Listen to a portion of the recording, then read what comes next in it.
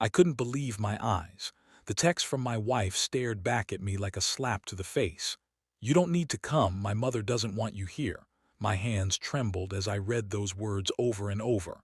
What did that even mean? Why didn't my wife want me there? Why was her mother, who I had just helped in the most expensive way possible, turning me away? Just 2 hours ago, I had signed the papers for a brand new mansion. A mansion I'd bought for my mother-in-law to show her how much I appreciated everything she'd done for my wife and me. I thought I was doing something nice, something generous, something that would finally get me some respect in their eyes. I thought my mother-in-law would be grateful, that maybe, just maybe, I would earn a little kindness from her. But now, with this message, everything felt like it had been a huge mistake. I looked at my phone screen one last time. I didn't know what I was expecting. Maybe that she'd text me back and say it was all a joke, maybe that she'd apologize, but no. I stared at the message for so long that my eyes started to hurt. My heart pounded in my chest. I felt so confused, but most of all I felt betrayed. I thought I was doing something great for my wife's family, but instead I was being shut out. I took a deep breath and texted back, just one word: understood. But as soon as I hit send, a thought popped into my mind. I couldn't just let this go. I couldn't let her treat me this way. This wasn't the first time I had felt like an outsider in my own home. My wife had always been close to her mother. In fact, it often felt like she cared more about her mother's opinion than mine. But this was different. This was more than just a small argument or misunderstanding. This felt like betrayal, and I wasn't about to stand by and do nothing. 2 hours later, I did something that would change everything. I stood up from the couch, grabbed my coat, and walked to the door. My wife was upstairs, sitting in our bedroom, probably thinking I was still going to sit quietly and wait for her to explain herself. But I wasn't going to wait anymore. I was angry. No, I was furious. It wasn't just the message that made me angry. It was the fact that I had tried so hard for so long to fit into their world, and all I ever got in return was rejection. The more I thought about it, the more I realized that I had been taken for granted for far too long. I stepped outside, the cold air hitting my face as I walked to my car. I had no plan. I didn't know what I was going to do, but I knew one thing for sure: I wasn't going to let this slide. Not this time. Not after everything I'd done. I got into the car, slammed the door, and turned the key.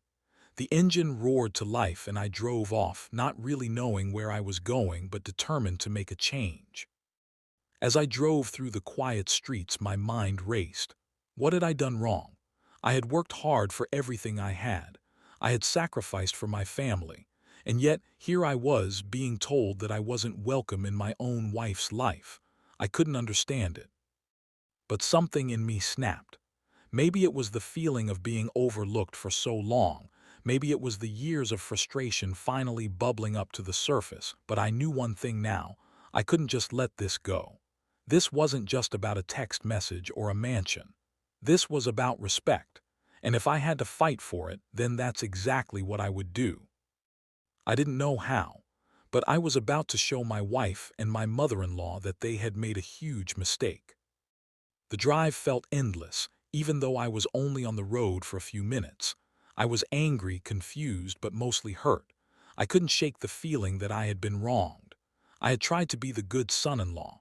I had worked hard, put in the effort, and what did I get in return? A cold message telling me that I wasn't welcome. It was like everything I had done for my wife and her family didn't matter. I drove aimlessly for a while, trying to calm myself down. The city lights blurred as I passed by them, my thoughts bouncing from one angry idea to the next. What was I going to do now? How could they treat me this way after everything? The mansion. The money I had spent. My wife had been there when I signed the papers. She had seemed so excited. But now, 2 hours later, it was like I didn't even matter. As I pulled into a quiet park, I turned off the engine and sat there for a while, just staring out of the windshield. My hands were still shaking, but not from fear. No, I wasn't afraid anymore. I was tired. Tired of trying so hard, tired of always feeling like I had to prove myself. I closed my eyes and took a deep breath. Maybe I was overreacting. Maybe I should go back home and talk to my wife calmly. But I didn't want to just talk. I didn't want to be ignored or dismissed anymore. My mind kept circling back to the mansion. What was the point of buying that place if they were just going to treat me like this? What had I done wrong? Suddenly, I realized something. I wasn't just angry with my wife or my mother-in-law. I was angry with myself. For so long, I had put everyone else's needs first. I had worked myself to the bone trying to make things right. But now, after everything, it felt like they didn't care. It wasn't just the mansion, it was everything leading up to this moment. The way I had been made to feel invisible, like my effort and love didn't matter. I pulled my phone from my pocket. I thought about calling my wife, but the thought of hearing her voice just made me more upset. Instead, I dialed a number I hadn't called in a while. "Hey, it's me," I said when the phone rang. I could hear the familiar voice on the other end. "Hey, how's it going?" my old friend Jake asked, his voice warm, like nothing had changed since we last spoke. I didn't know why I called him, but once I started talking, I couldn't stop. I told him everything: the mansion, the betrayal, the feeling of being dismissed. I even told him about the years of frustration I had bottled up inside. I wasn't expecting advice or answers, I just needed to get it out. After I finished, there was a long pause. I could hear Jake thinking, and then he finally spoke. "Man, I hear you, but let me ask you something. What are you going to do about it? Are you just going to sit around and keep letting this eat you up, or are you going to stand up for yourself?" The question hit me like a ton of bricks. I didn't have an answer at first. I had never really stood up for myself, not in the way I needed to. I had always been the good guy, the one who sacrificed, the one who put everyone else's happiness first. But now it felt like it was time for me to stop being the doormat. "I don't know," I finally muttered. "Well, you can't keep living like this," Jake said, his tone firm. "You deserve better, and if they don't see that, maybe it's time to make them see it. But don't go making a decision in the heat of the moment. Think about it, man. Don't do something you'll regret." I thought about what Jake said for a few moments. He was right. I couldn't let my emotions control me. I had to think things through. "All right, I'll think about it," I said. "Thanks, man." We hung up and I sat there in the car for what felt like hours. I wasn't sure what to do. I couldn't just go home and pretend like everything was okay. But I also knew that whatever I did next had to be carefully planned. I needed to be in control. But that didn't mean I was going to let this slide. I had worked too hard, sacrificed too much, to be treated like this. I took another deep breath and started the car again. It was time to go home, but I wasn't going back as the same person. Something inside me had changed. I had made up my mind. I was done letting them walk all over me. As I drove home, my heart pounded with a mix of fear and excitement. I didn't know what would happen when I walked through that door, but I knew one thing for sure: I wasn't going to be ignored anymore. I pulled into the driveway, the familiar sight of my house doing little to calm my nerves. I could see the lights on in the living room, and I knew my wife was there, waiting for me. The house felt different now, like a place that no longer belonged to me. I wasn't sure what I expected when I walked in, but it wasn't this feeling of uncertainty that gripped me. I sat in the car for a few moments, staring at the front door, trying to figure out what to do next. My heart pounded in my chest as I thought about the words I wanted to say. I knew I couldn't just walk in and act like everything was fine. This wasn't something that could be fixed with a simple conversation. No, this was deeper. There had to be a reason why my wife was so distant, so cold. Taking a deep breath, I opened the car door and stepped out. My footsteps were heavy, each one echoing in my mind as I walked up the path to the front door. My hands were shaking slightly, but I didn't let it stop me. I had come too far to back down now. When I opened the door, I was met with silence. The house felt strangely empty, even though my wife was upstairs. I closed the door behind me and called out her name. "Emily," I said, my voice sounding a little too uncertain, even to my own ears. I heard her footsteps on the stairs, and she appeared at the top, looking down at me with a tired expression. Her eyes were red, like she had been crying, and for a moment I felt a pang of guilt. But that feeling was quickly replaced by the anger and frustration that had been building inside me. "What happened?" I asked, my voice shaking with a mixture of hurt and confusion. "Why did you send me that text? Why didn't you want me there?" Emily didn't answer immediately. She just stood there looking down at me as if she couldn't find the words. Finally, she took a step down and said in a low voice, "It's not what you think." I crossed my arms, trying to hold back the emotions that were threatening to overwhelm me. "Then, what is it? Why would you send me a message like that after everything I've done for you, for your family?" Her eyes flickered with something I couldn't place, maybe guilt, maybe something else, but she didn't speak right away. The silence stretched between us, and for a moment I felt like I might snap. "I don't want to fight," she said finally, her voice barely above a whisper. "But I can't keep pretending that everything is okay." That was it. That was the answer I had been waiting for, the reason. I felt a cold chill run through me as the truth slowly began to settle in. I had given so much money, time, effort, and this was the response I got. A text telling me I wasn't welcome. A relationship that was falling apart and I hadn't even seen it coming. "Pretending?" I asked, my voice rising slightly. "What do you mean, pretending?" Emily's face fell, and she slowly made her way down the stairs to stand in front of me. She didn't meet my eyes, but I could see the tears starting to well up. She took a deep breath, her voice shaking as she spoke. I didn't want you to know, but I've been feeling this way for a while. I've been trying to make it work, but everything just feels off. It's like we're living two different lives. You're always working, always trying to fix things, and I don't know anymore." My heart sank. I had thought everything was fine. Sure, we had our issues, but I had never imagined it was this bad. "Emily, we've been together for so long. Why didn't you say something? Why didn't you tell me?" "I didn't know how," she whispered, her voice breaking. "I didn't want to hurt you, but I feel like I'm losing myself and I'm not sure who we are anymore.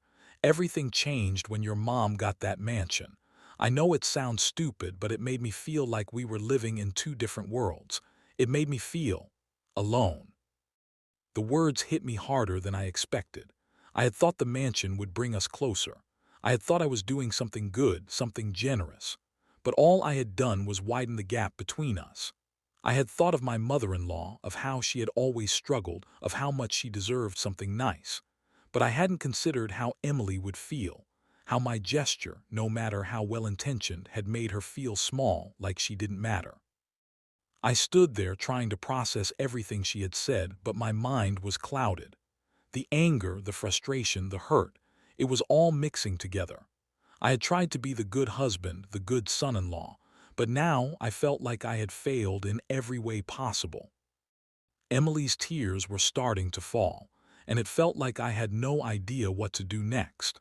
I wanted to comfort her, to tell her everything would be okay, but I couldn't shake the feeling that everything had already fallen apart. "Is this it then?" I asked softly, my voice barely above a whisper. "Are we done?" She didn't answer right away. She just looked at me, her eyes full of sadness. And in that moment I knew this wasn't just a fight. This wasn't something we could fix with a few kind words or a big gesture. We were broken. And no amount of money, no new mansion could change that. I turned away, feeling the weight of everything crashing down on me. I didn't know what I was supposed to do, but I knew one thing for sure.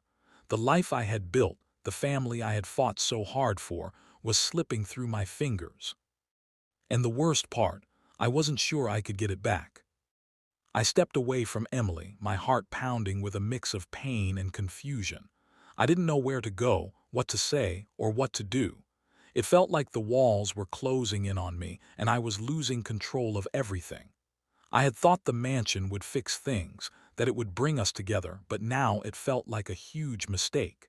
It was a symbol of my desperation, my need to prove that I could do something right, that I could win her over. But now it had become the very thing that tore us apart. I walked toward the door, feeling the need to get away. The tension in the house was unbearable and I couldn't stand it anymore. Emily didn't try to stop me. She didn't call my name or beg me to stay. Instead, she just stood there, her face wet with tears, watching me leave. As I stepped out into the cold night air, the weight of everything settled on my shoulders. The feeling of failure, of defeat, was overwhelming.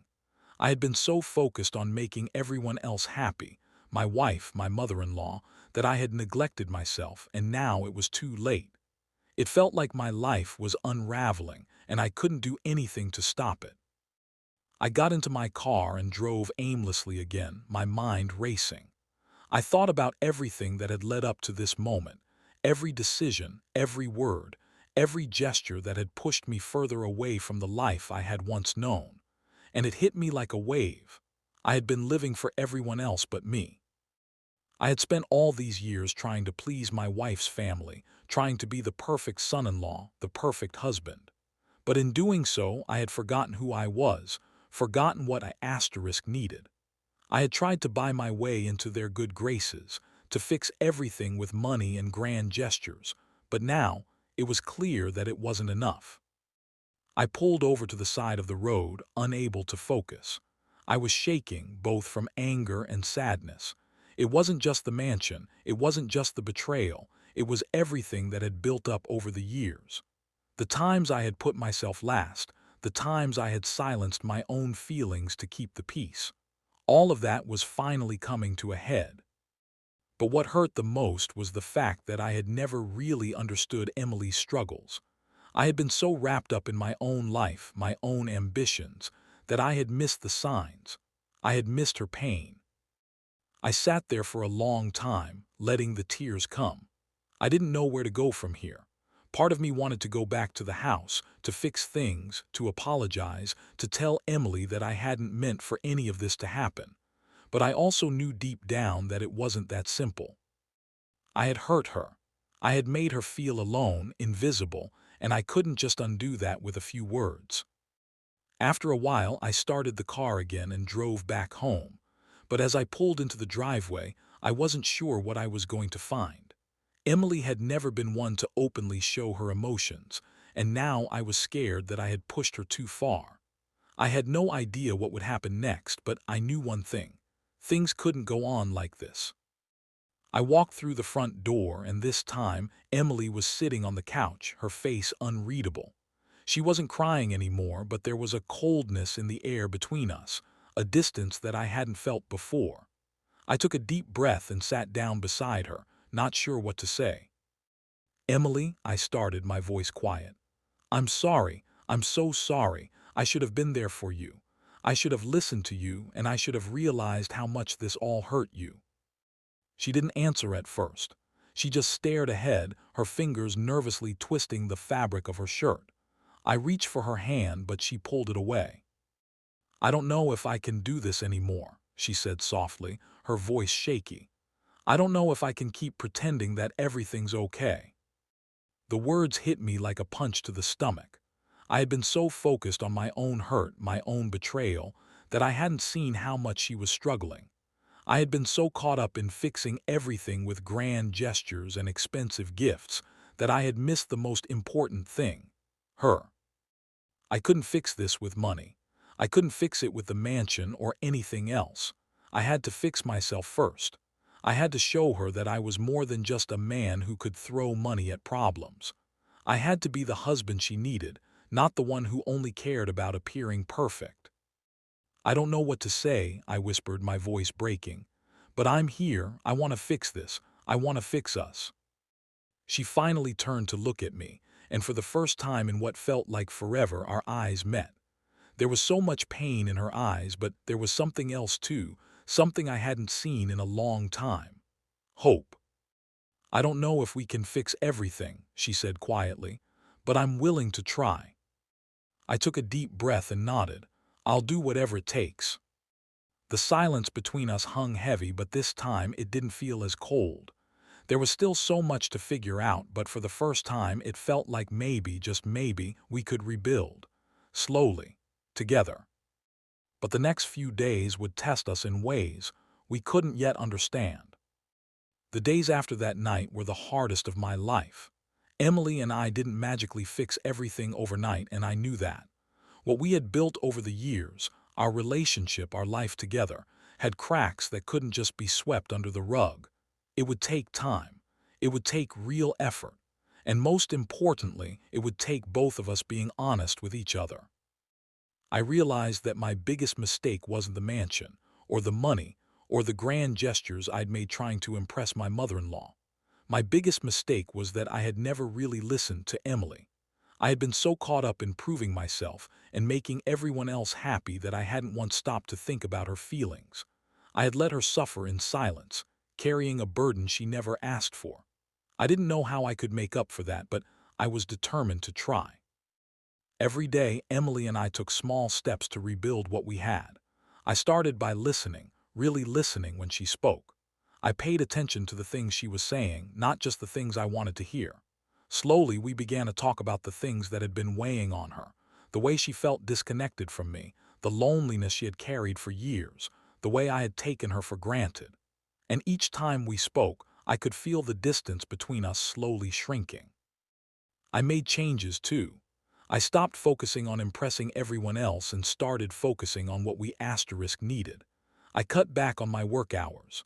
I started making time for her, real time, where I was fully present, not distracted by my phone or my projects.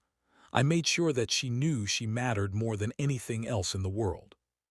But it wasn't just about talking and making changes. I knew I had to show her that I was committed to making things right. So I did something small but meaningful. I took her to the place where we first met, the little coffee shop where we had our first date. We sat there just like we did years ago, and for the first time in a long time, I saw the spark of happiness in her eyes again. It was a small moment, but it was a step forward. A sign that maybe, just maybe, we could heal. The mansion, I never brought it up again. I realized that no amount of money or material things could fix the things that truly mattered. The love we had for each other, the trust, the communication, that was what we needed to rebuild. And it wasn't going to happen with a new house. It was going to happen with us working together, day by day. Emily, too, made changes. She opened up more, told me about her fears, her doubts, and her dreams. I hadn't realized how much I had shut her down over the years, how much I had made her feel like her feelings didn't matter. But as she spoke, I could see her starting to trust me again. Slowly but surely, she began to believe that I was committed to changing, not just for her but for us. A month after that night, we found ourselves sitting down together in our living room, talking about the future. It wasn't perfect, but it was better. We were better, and that was enough for me. "I don't know if we'll ever be the same," Emily said, her voice soft but steady. "But I'm willing to try if you are." I took her hand, squeezing it gently. "I'll do whatever it takes." And in that moment, I realized something. It wasn't about the mansion. It wasn't about what I had given her or my mother-in-law. It was about the commitment to each other, the love we shared, and the promise to never take each other for granted again. We had learned a painful lesson about family, love, and what really matters. And now, we were ready to move forward together. We didn't know what the future would hold, but for the first time in a long time, I had hope. Not the kind of hope that comes from material things or grand gestures, but the kind that comes from understanding, from forgiveness, and from the strength of two people willing to fight for their love. And that, I realized, was all we really needed.